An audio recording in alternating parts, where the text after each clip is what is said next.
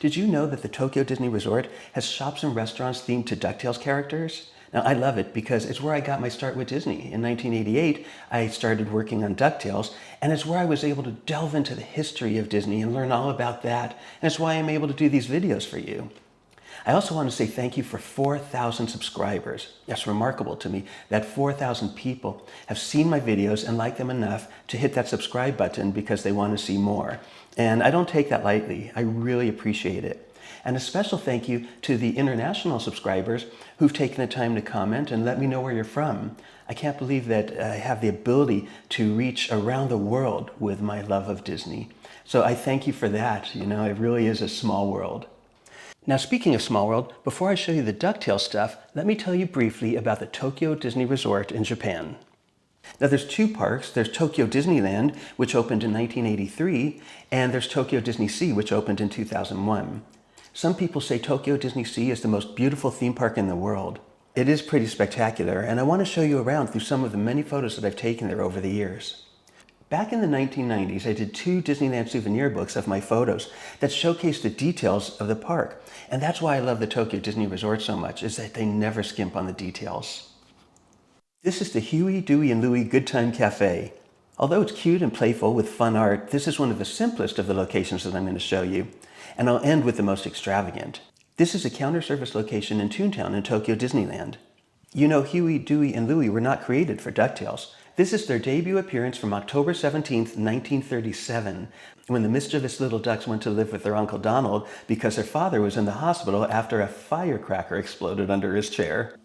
Now, as you can see, there was no way to distinguish between the 3 of them. It wasn't until DuckTales that they were given their now iconic colors that you see in all this artwork. Now, I always remembered that Dewey was blue, like a dewdrop, and then Louie, which starts with L, was like leaf, a green leaf, so he's green, and then the last Hugh was Huey.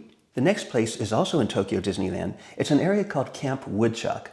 In both the comics and in DuckTales, Huey, Dewey, and Louie were junior woodchucks, which was a parody of scouting, and the boys would often use their junior woodchuck skills during their DuckTales adventures. This area has a junior woodchuck trail that you could follow for a character meet and greet, along with the Camp Woodchuck kitchen for some grub. It's meant to look like a camp lodge. It's a counter-service restaurant, but it's a beautiful interior with this stone fireplace as a center point, and on its mantle is a gorgeous carving of one of the nephews in their junior woodchuck outfit.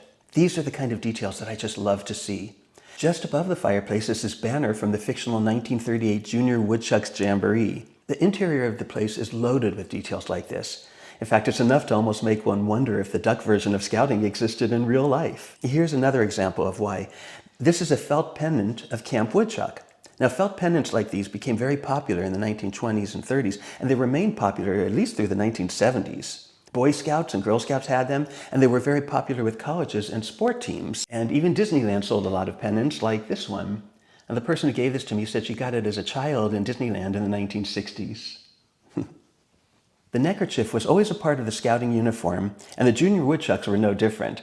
So on the wall is this poster for learning how to properly tie the junior woodchuck's neckerchief. The style is like this real page from Boy's Life magazine that explained how to tie the neckerchief, along with other uses for it. Now, in this Camp Woodchuck version, Donald Duck is the model, and it became a bit more complicated than it should have been, ending with less than stellar results. There's also a display of merit badges, and again, this is one of those details that I love because it's cute and it's themed, but so much talent had to go into it. A few of my favorites are Music Appreciation, and you can see him singing to the birds. First Aid features Figaro the cat from Pinocchio, and he was later Minnie Mouse's cat in the shorts. And just to the right of that is Horseshoeing, and it looks like Cyril, who is Mr. Toad's horse. Now, moving over to the beautiful Tokyo DisneySea, there's an area called the American Waterfront, and that's McDuck's department store nestled between the Tower of Terror and the Broadway Theater. It's just what you would expect with Scrooge McDuck as the owner. It's extravagant and beautiful inside and out. I don't think McDuck's department store was in the original comics, but I did find this in a newspaper from 1988 where Daisy says McDuck's was having a 1 for 2 sale. And why not 2 for 1? Well, because it's McDuck's department store. Scrooge McDuck was not known for being generous with his money. Like many department stores, this has a plaque outside. Although most are bronze, Scrooge's is a bright gold. And if it was really Scrooge McDuck's store, I'll bet that would be real gold. The official backstory for McDuck's is that Scrooge McDuck became so successful that what began as a pawn shop in New York eventually grew into an entire department store occupying a city block. He's now so wealthy that he can even afford to have a fountain made of gold coins in front of his store. But that original pawn shop still stands nearby, a striking contrast to the elegance and grandeur of the department store section. As you might expect with a store where Scrooge McDuck is the proprietor, the inside's pretty elaborate as well. There's a definite feel of an upscale department store, complete with a 2-story rotunda, ornate iron railings with gold coins, and a beautifully done statue of Scrooge himself. Like Donald's nephews, Scrooge was originally created for Disney Comics, and he was created in 1947 by Carl Barks. Scrooge first appeared in a comic book in a story called Christmas on Bear Mountain. The story was inspired by A Christmas Carol, which is how he got the name Scrooge. In this story, Donald and his nephews have no money, and even the rich Uncle Scrooge wouldn't part with any of his riches to help them out. This is what Scrooge looked like in his first appearance. Now in McDuck's department store, as Disney decor, it only makes sense to have Scrooge as the centerpiece of the store bearing his name, but it's completely in character with Scrooge McDuck to put a magnificent likeness of himself to immediately be noticed by all that visit.